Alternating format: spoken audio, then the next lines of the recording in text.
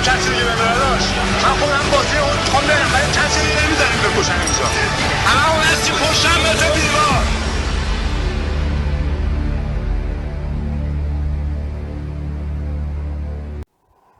با سلام و درود به شما بینندگان عزیز تلویزیون کانال جدید در برنامه نه به اعدام. من شمیلا منفرد به اتفاق همکارم جمیل فرزان در بخش فنی در خدمت شما هستیم.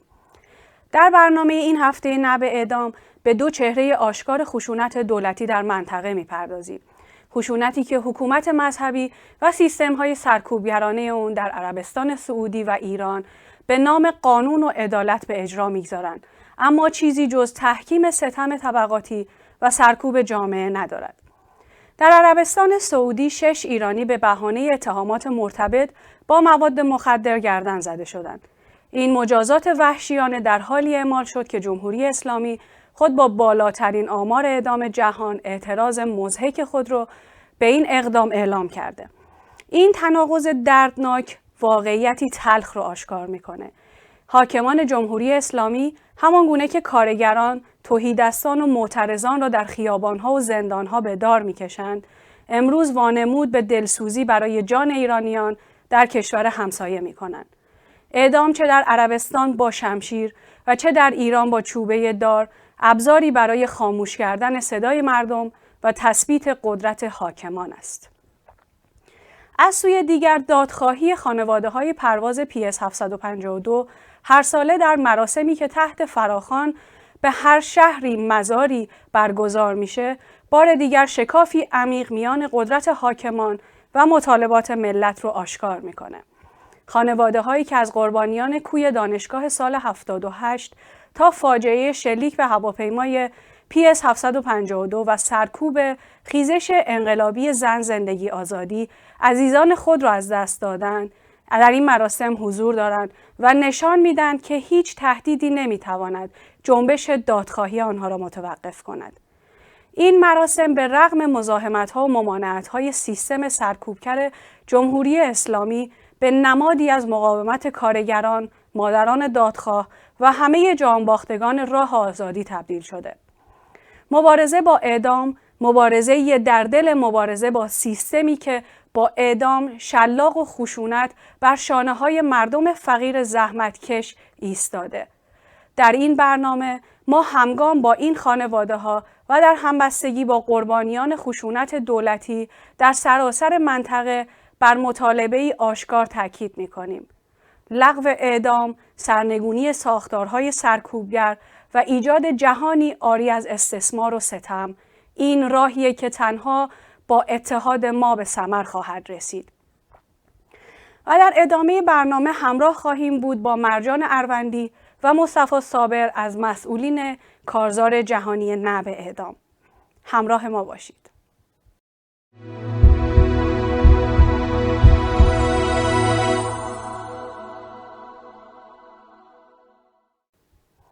با سلام و درود به شما مصطفی صابر و مرجان اروندی گرامی. به این برنامه خوش آمدید. خیلی متشکرم. مرجان جان، با شما شروع میکنم. کارزار کارهای میدانی و از قبیل فراخوان با اکسیون و تجمعات و جلسات علنی پربار با صاحب نظران و فعالین علیه اعدام و کارشناسان حقوقی داشته و همینطور تلاش کرده تا با نهادهای بین‌المللی از قبیل سازمان ملل و اتحادیه اروپا داشته باشه. کمی در این خصوص برای بینندگان ما توضیح میدید؟ سلام اول خدمت شما و مصطفی عزیز و همینطور بینندگان محترم برنامه‌تون. خیلی متشکرم که ما رو در آستانه 1 سالگی کارزار به این برنامه دعوت کردیم تا فرصتی داشته باشیم یک گزارش کوتاه در مورد فعالیت‌های کارزار بهتون بدیم. همینطور که شما گفتین، بله، کارزار به صورت مرتب در چند ماه اول فعالیتش به صورت هفتگی و بعد از اون به صورت 1 هفته در میون نشست‌های علنی داشت که در طول این نشست‌ها همواره کارشناسان، متخصصین، فعالین، کنشگران در زمینه‌های مختلفی رو دعوت می‌کرد و سعی می‌کرد مسئله اعدام رو از جنبه‌های مختلف بررسی کنه. مثلا از جنبه روانشناسی، اتفاقاتی که برای خانواده بازماندگان باقی برشون پیش میاد و رخ میده، همینطور از ابعاد فرهنگی، تاریخی، اجتماعی از نظر مسائل بین‌المللی و جنبه‌های مختلفی مسئله اعدام‌ها رو در ایران سعی کردیم بررسی کنیم. همینطور فعالین علیه اعدام به صورت خیلی فعال بخش عظیمی از این کارزار، خب طبیعتاً اصلا کارزار روی دوش فعالین علیه اعدام میچرخه و روی دوش اونها قرار گرفته و همواره گزارش فعالیت‌های این عزیزان بخش بزرگی از جلسات ما رو داشت و سعی کردیم در طول 1 سال گذشته با نهادهای حقوق بشری در تماس باشیم و برنامه‌های مشترکی رو به اتفاق این نهادهای حقوق بشری بر علیه اعدام‌ها در ایران پیش ببریم و اجرا کنیم. همینطور از لحاظ حقوقی به صورت مستقیم خود کارزار ارتباط نداشت با سازمان ملل و اینها، ولی به صورت غیر مستقیم فعالیت‌های زیادی رو انجام دادیم و نامه‌هایی رو به عنوان مثال میتونم از یک اقدام مشترکی نام ببرم که با سازمان حقوق بشر ایران انجام دادیم علیه اعدام‌های مرتبط با مواد مخدر در ایران و یک نامه به سازمان ملل توسط 4 حقوقدان نوشته شد که از سازمان ملل درخواست کرد کمک‌های مالی و حمایت‌های مالی به جمهوری اسلامی رو منوط کنه به قطع اعدام‌های مواد مخدری و در این مکاتبه، در این نامه نوشتن این نامه کارزار خب سهم داشت، ولی خب به صورت غیر مستقیم و اسمش نیومد در حقیقت در اون مجموعه و به طور کلی تلاش کردیم هر جایی که سعی میشه برای اعدام مبارزه‌ای باشه کارزار هم همراهی کنه و حداقل نام خودش رو و در صورت امکان تمام توان خودش رو بگذاره.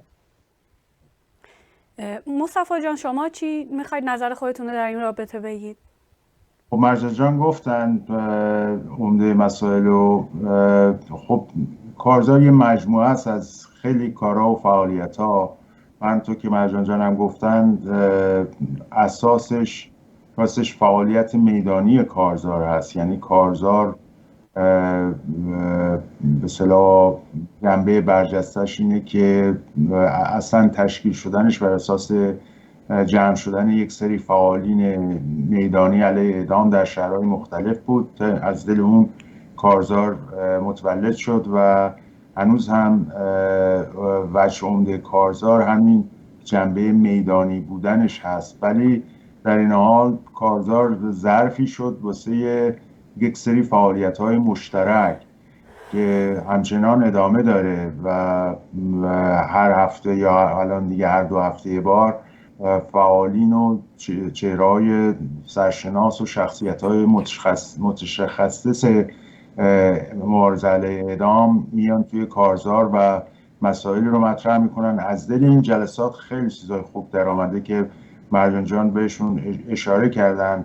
یه مورد دیگر که من اضافه میکنم که تأثیر بین‌المللی زیادی داشت، لایو 24 ساعته در حمایت از سه‌شنبه‌های نعب اعدام بود که صدها نفر فعالین سرشناس ایرانی و غیر ایرانی تو این لایو 24 ساعته شرکت کردن. این لایو سازمان حقوق بشر ایران و کارزار به علاوه همکاری خیلی جریانات دیگه از جمله کمیته زندانیان سیاسی، شبکه آزادی زندانیان سیاسی عقیدتی، نیکا و شبکه‌های دیگه شرکت کردن، ولی ماحصل این شد که یک انعکاس بین‌المللی داشت و توجه ها رو به سه‌شنبه‌های نعب اعدام جلب کرد و کارزار همچنان متعهد هست در مورد سه‌شنبه‌های نعب اعدام. یک جور خودش رو همراه اون سه‌شنبه‌های نعب اعدام می‌بینه، نه فقط از لحاظ اینکه الان خیلی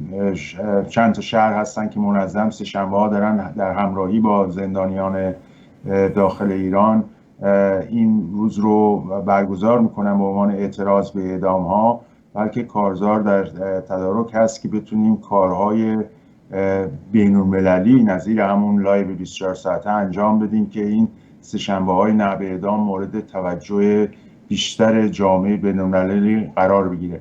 به هر حال کارزار مجموعه از همه این فعالیت‌ها است که اگر به ما وقت بدید من فکر می‌کنم ساعت‌ها میتونیم در مورد فعالیت‌های کارزار از جزئیاتش واسهتون توضیح بدیم.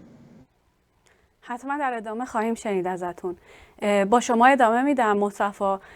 آیا کارزار میتونه چتری باشه که همه فعالین علیه اعدام و نهادهای حقوق بشری رو در یک همکاری مشترک گرد هم بیاره؟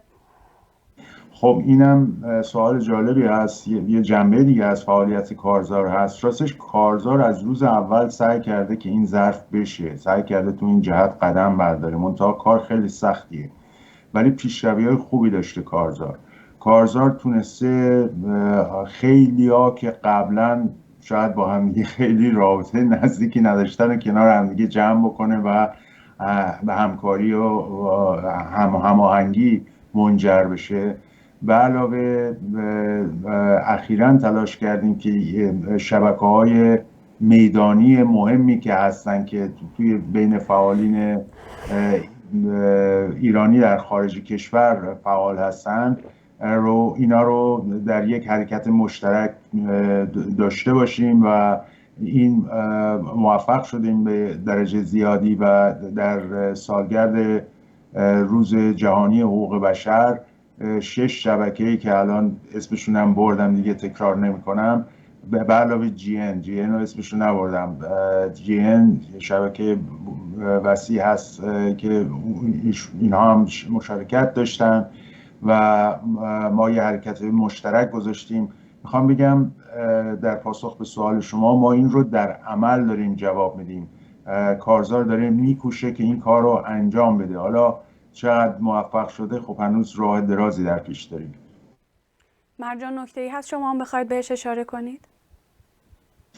فقط اسم یک شبکه دیگه هم یافیران هم جا افتاده بود. از شبکه خواستم اینو اضافه کنم و غیر از اون من فکر میکنم کلن فعالیت‌های حقوق بشری بستر مناسبی هستن که گروه‌ها و فعالین سیاسی به طور خاص، فعالین حقوق بشری که خب تمرکزشون رو مسائل حقوق بشری است، اما فعالین سیاسی هم میتوانند در کنار فعالین حقوق بشری قرار بگیرن و روی مسائل حقوق بشری از جمله مبارزه علیه اعدام‌ها و حفظ جان انسان‌ها فارغ از گرایش‌های سیاسیشون قدم بردارن. و من فکر می‌کنم این وظیفه کارزار هست. ما داریم سعیمون رو می‌کنیم. دوستان علیرغم گرایش‌های سیاسی خودشون تا الان خیلی خوب تونستن و تمام توانشون رو گذاشتن. من امیدوارم این دیده بشه، این تلاش برای فعالیت‌های فراجناحی و بقیه هم جذب بشن، بقیه هم علاقه‌مند بشن و یه مقدار تعصبات سیاسی فکری کنار گذاشته بشه و همه واقعا دست به دست هم بدیم و روی این قضیه تمرکز کنیم و یک اتحادی رو داشته باشیم تا بتونیم در مقابل جمهوری اسلامی حداقل روی مسئله اعدام محکم‌تر بایستیم. مرجان، شما چه چشم‌اندازی برای آینده این کارزار و احتمال حذف مجازات اعدام در ایران دارید؟ خب حذف مجازات اعدام یه مقدار کار سخت میشه، به خاطر اینکه به هر حال اون جزو قوانین جمهوری اسلامی هست. یعنی که بخوایم برسیم به اون مرحله که قوانین حذف بشن، باید خب جمهوری اسلامی به نظرم واقعا سرنگون شه، یا اینکه یک رفراندوم یا یک تغییر خیلی خیلی زیربنایی در خود نظام شکل بگیره. اما جلوی در حقیقت نگه داشتن و لغو مجازات های اعدام و اینکه نذاریم حداقل اعدام هایی صورت بگیره، روی این خیلی میتونیم مانور بدیم. کما اینکه برای اعدام خیلی از افراد خود کارزار فراخوان‌هایی رو داده بود. مثلا تو ماج صالحی ما دیدیم چه حرکت عظیمی در سراسر جهان، نه فقط در کارزار بلکه از داخل کشور و از طرف گروه‌های دیگه فعالیت‌های خیلی زیادی صورت گرفت و شاید بتونیم جمهوری اسلامی رو تحت فشار قرار بدیم با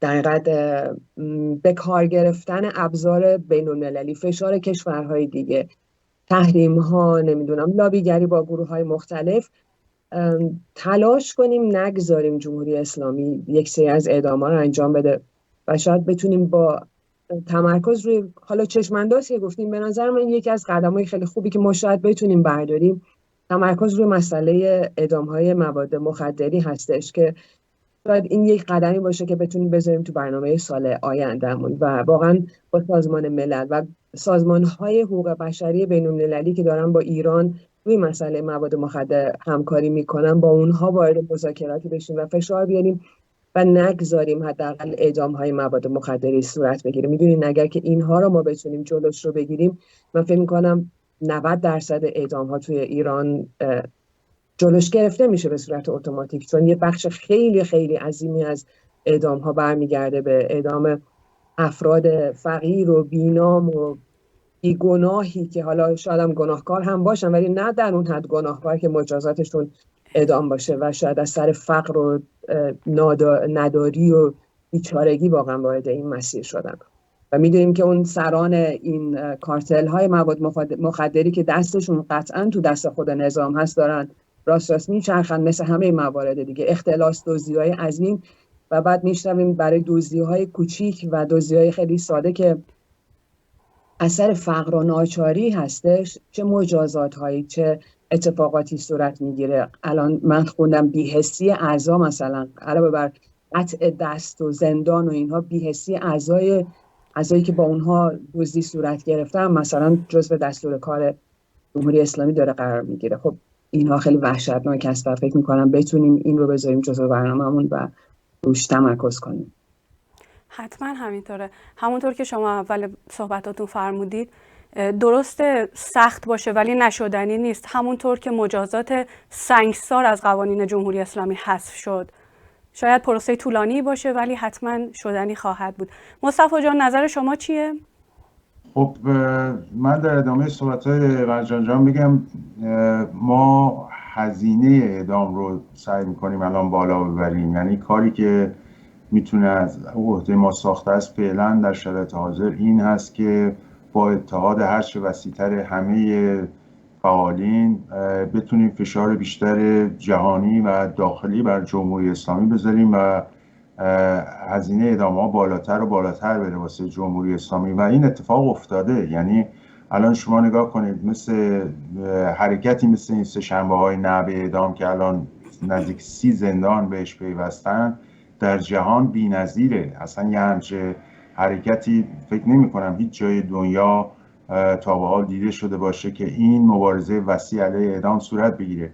یا مسئله مبارزه علیه اعدام‌های مربوط به مواد مخدر که خود کارزار و سازمان حقوق بشر به اصطلاح طرحی رو پیش بردن که بیش از 80 تشکل ایرانی و غیر ایرانی یک نامه نوشتن، اقدام مشترک که مرجان اشاره کردن. این برای اول بار بود. هیچ وقت تا به حال توی اپوزیسیون ایرانی و تو مبارزه علیه اعدام که 30-40 سال ادامه داره، هیچگاه مسئله اعدام‌های مواد مخدر به این صورت مطرح نشده بود و این تازه اتفاق، یعنی با کارزار و اون اقدام مشترک و اینها اتفاق افتاده و کلی کار تو این زمینه باید بکنیم. من فکر میکنم که قدم بعدی ما باید این باشه که اعدام‌ها در ایران رو مثابه جنایت علیه بشریت مطرح بکنیم. چون ببینید تو آمریکا هم اعدام هست فرض کنید، ولی تو آمریکا اعدام‌ها رو نمیشه شما به عنوان نمونه جنایت علیه بشریت قلمداد بکنید. شما به عنوان قتل عمد حکومتی میتونی مطرح بکنید. تو ایران هم میگیم اعدام قتل عمد حکومتی است، ولی به نظر من چیزی که ما باید توی دنیا مطرح کنیم و فشار بر جمهوری اسلامی رو اضافه بکنیم اینه که اعدام فقط قتل عمد حکومتی نیست، اعدام نسل کشیه، اعدام جنایت علیه بشریت. یعنی حکومت فقط برای اینکه جامعه رو مرعوب کنه همینجور اعدام میکنه. تا حالا تو همین امسال فکر کنم 800-900 نفر رو آمارش، من زیاد حافظه خوبی ندارم، مرجان جان شاید کمک کنه بهترش رو بگه، ولی کلی اعدام کرده که آشکارا این اعدام ها نه ربطی به مواد مخدر داره، نه ربطی به قتل مثلا صورت گرفته داره، نه به خاطر اینا اعدام نمیکنه. حالا تو آمریکا دارن مثلا اعدام میکنن به خاطر اینجور چیزا، با اونم مخالفیم، اون اعدام هم باید متوقف بشه. ولی تو ایران اعدام میکنن که جامعه رو بترسونن، تو ایران اعدام میکنن که مرعوب بکنن جامعه رو، و این کاتگوری اعدام در ایران رو اصلا میبره یه جای دیگه. من فکر میکنم که ما شاید توی کارزار توی سال آینده، سال دوم فعالیت کارزار، این رو مورد تاکید قرار بدیم. حالا درست بعد از این مصاحبه ما جلسه هیئت هماهنگی کارزار هم داریم، اونجا باید همین بحثی رو که الان داریم میکنیم اونجا باید بشینیم صحبت کنیم. در ضمن اینم بگم یک خاصیت کارزار که یه مقدار نو بود و تأثیرات مناسبی داشت این بود که کارزار شروع کرد به علنی کاری، یعنی همه چیز رو علنی، جلسات رو علنی، همه چیز در اختیار همه است و این علنیت و شفافیت هم یک عامل موفقیت کارزار و یک الگویی داده به بقیه، یعنی تاثیر گذاشته، یه فرهنگی رو داره شکل میده توی فعالیت‌های اپوزیسیون. به هر حال حالا ما تو جلسه هیئت هماهنگی بحث می‌کنیم، نتیجه‌اش به شما اطلاع میدیم. ممنونم. کمک خواستید برای آمار اعدام‌ها 883 نفر در سال 2024 بود و اشاره کردید که به سه‌شنبه‌های اعتراضی در داخل زندان‌ها در ایران و فراخوان 10 تشکل از تشکل‌های کارگری که همشون دعوت کردن به اعتراض علیه اعدام‌ها. میشه یه مقداری کاملتر در این باره توضیح بدید مصطفی عزیز؟ من که هرچی بلد بودم گفتم، الان نوبت مرجان جان هست. میشنویم از مرجان عزیز. خب ببینید، همینطور که مصطفی جان گفتن، سه‌شنبه‌های اعتراضی از داخل زندان‌های ایران واقعا یک اقدام شجاعانه‌ای هستش. فکر کنید که شما داخل زندان باشین، در دل زندان‌های جمهوری اسلامی و در عین حال بر علیه این قضیه شروع کنین اعتصاب کردن و شروع کنین اعتراض کردن. این حرکت خب هم بی‌نظیره، واقعا قبل از این سابقهش وجود نداشته. و اینکه میگن شجاعت تکثیر میشه، اول یک زندان شروع کرد. میدونیم که زندانیان در زندان قزلحصار کرج شروع به این اقدام کردن. الان بعد از گذشت 50 هفته تعداد این زندان‌ها به 30 زندان رسیده و این خب خیلی ارزشمنده و این نشون میده که دارن یواش یواش همه به این نتیجه میرسن، ترسشون میریزه و این وحشتی که رعب و ترسی که واقعا جمهوری اسلامی همونطور که مصطفی جان گفتن داره تلاش میکنه با اهرم اعدام ها ایجاد کنه، داره از بین میره و داره تکثیر میشه این شجاعت بین زندانیان در داخل زندان ها و همینطور حمایتی که از خارج از زندان ها میشه. یکی از وظیفه‌های اصلی کارزار هم همینه، حمایت و پوشش دادن و انعکاس این حرکت بزرگ و ارزشمند زندانیان به خارج از کشور هستش. الان این سه‌شنبه فکر می‌کنم 50مین هفته میشه، تقریبا 2 هفته دیگه 1 سال هستش که این عزیزان دارن هر هفته سه‌شنبه‌ها رو اعتصاب غذا میکنن و معترض هستن و نامه‌هایی می‌نویسن برای بیانیه‌هایی صادر میکنن در زمان اعتصاب خودشون. به نظرم همه وظیفه تمام فعالین اعدام علیه اعدام هستش که این حرکت بزرگ رو پوشش بدن، انعکاس بدن از طریق شبکه‌های مجازی خودشون، در ارتباطات بین‌المللی خودشون تلاش کنن برای گزارشی در 1 سالگی این اتفاق. فکر میکنم 2 هفته همه زمان داشته باشیم تا 52 هفتگی. الان برای 50 هفتگی خیلی جاها حتی خود کارزار هم یک خطابیه، یک نامه‌ای به زندانیان نوشته و گفته که ما همراه شما هستیم، ما دلمون با شما هستش و واقعا ستایشتون میکنیم. شاید خوب باشه در 52 هفتگی، در حقیقت در 1 سالگی این اقدام این عزیزان نامه‌ای به تمام دنیا نوشته بشه، مکاتبه‌ای بشه با تمام رسانه‌ها و گزارش بشه این قضیه و بگیم نگاه کنیم 1 سال گذشته، اینا هر هفته دارن این اعتصابو میکنن. 1 زندان بودن الان شدن 30 زندان، شاید تو 2 هفته آینده تعداد حتی بیشتر از این هم بشه. این به نظرم یه اقدامی هستش که لازم هست، وظیفه ما هستش که انجامش بدیم و حمایت قطعی ما رو لازم داره و هستیم، الان هم هستیم، بیشتر از این هم خواهیم بود برای حمایت از این عزیزان. من فقط اضافه کنم هم الان شهرهای مثل واشنگتن، مثل فرانکفورت، مثل سلو دارن هر هفته، شاید من هنوز جا انداخته باشم، هر هفته سه‌شنبه‌های نعب اعدام رو برگزار میکنن در همراهی با زندانیان داخل ایران. این شهرها همه فعالینشون با کارزار هستن. یک کار دیگه هم که در سال آینده باید انجام بدیم شاید اینه که این تعداد این شهرها بالاتر بره و شهرهای بیشتری همراهی بکنن با سه‌شنبه‌های نبع اعدام. البته بفرمایید. اجازه دارم یک کوچولو هم بگم که در وین هم نه فقط در وین بلکه یک جمعی از کنشگران هستن، فعالین حقوق بشر هستن که سه‌شنبه ها همزمان با این زندانیان اعتصاب غذا میکنن، اعتصاب خشک غذا میکنن هر هفته از 7:30 شب از 10 شب، یعنی همزمان با زندانیان دقیقاً. و خب این کارشون خیلی ارزشمنده و کار سختی هستش با توجه به اینکه همه شاغل هستن، همه در حال زندگی هستن، 24 ساعت هیچی نخوردن. واقعا به نظرم حرکت ارزشمندی هستش و هر هفته هم سعی میکنن بیانیه‌ای صادر کنن و عده‌ای هم از کنشگران حمایتشون میکنن. فکر میکنم به اون جمع هم بشه پیوست و از اون طریق هم میشه به نوعی حمایت کرد از اقدام زندانیان. ممنون که بهش اشاره کردید. اگر کوتاه بفرمایید که اصلا چرا به اعدام اعتراض میکنید؟ مخالفت خودتون رو بگید، چرا به اعدام مخالفت میکنید؟ مرجان از شما میپرسم. این دفعه مصطفی آماده جواب بود باشه. آره من اصلا جواب بدم. فرقی نمیکنه، از هر دوتاتون میخوایم بپرسیم، بشنویم از هر دوتون. به نظر من چی از این مهمتر، چی از جان آدم ارزشمندتر؟ چرا باید یک انسانی این اجازه رو داشته باشه جان یک انسان دیگر رو به هر دلیل و انگیزه‌ای بگیره؟ چگونه این حق برای یک بشر صادر شده؟ از کی این قدرت اومده؟ از کجا این قدرت و اجازه اومده که بیان و جان یک انسان دیگر رو بگیرن؟ و این بزرگترین جنایتی هستش که میشه مرتکب شد. حالا از اون گرفتن جان یک انسان که بگذریم، که نمیشه بگذریم، تبعات اون هم باید بپردازیم که خانواده هایی که بعد از اون بدبختی هایی که گرفتاری ها و دردسرها و مصیبت هایی که در ادامه این حرکت شکل میگیره و صورت میده، به اونها هم باید پرداخت.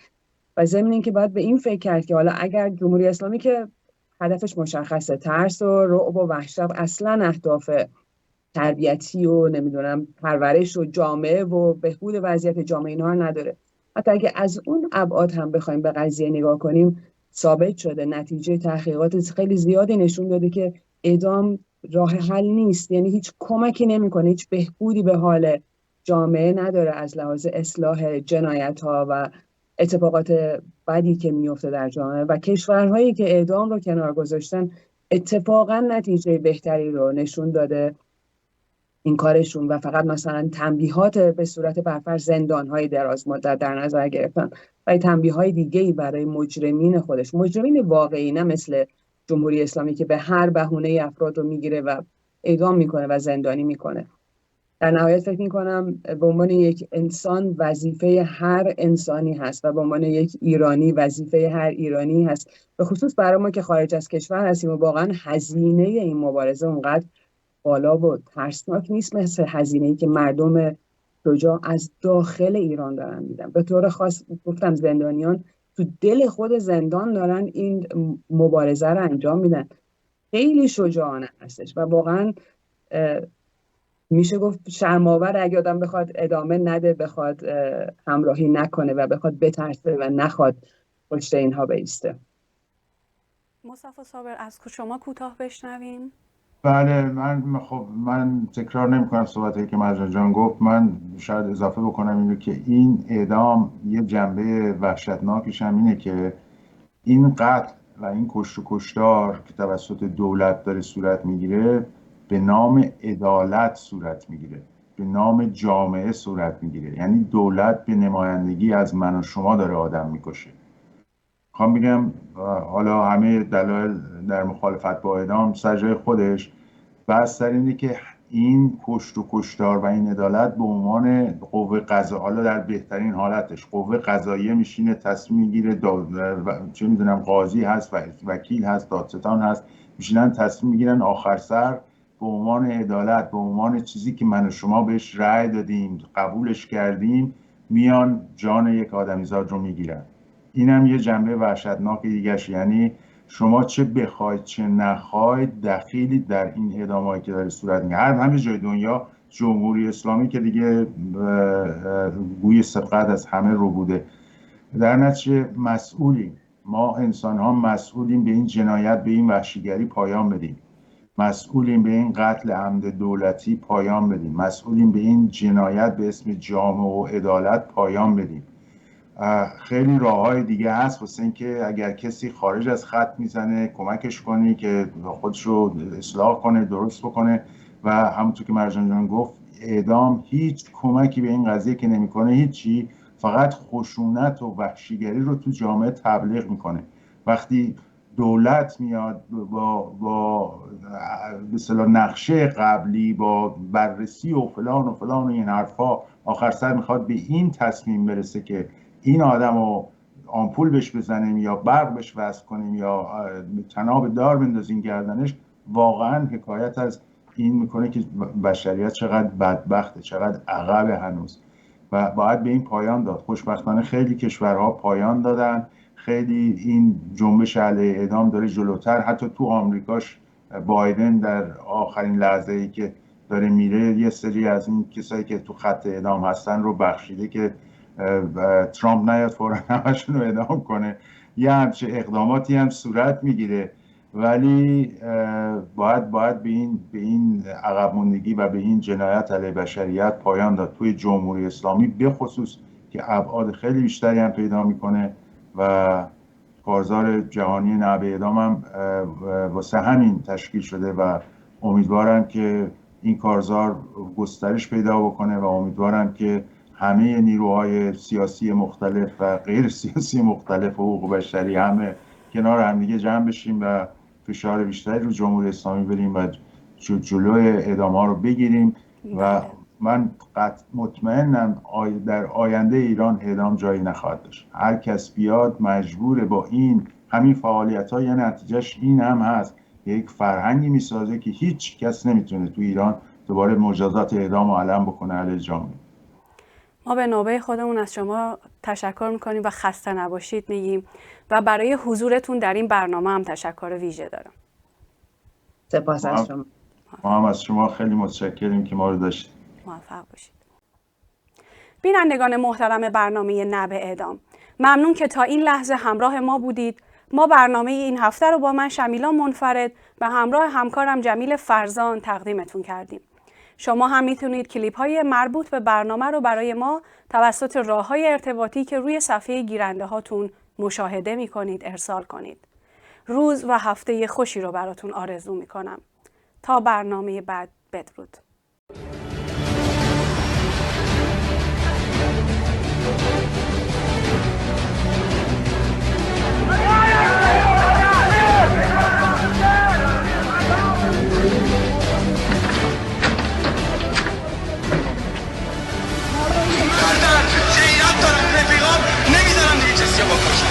نمیذارم کسی دیگه ببره داشت.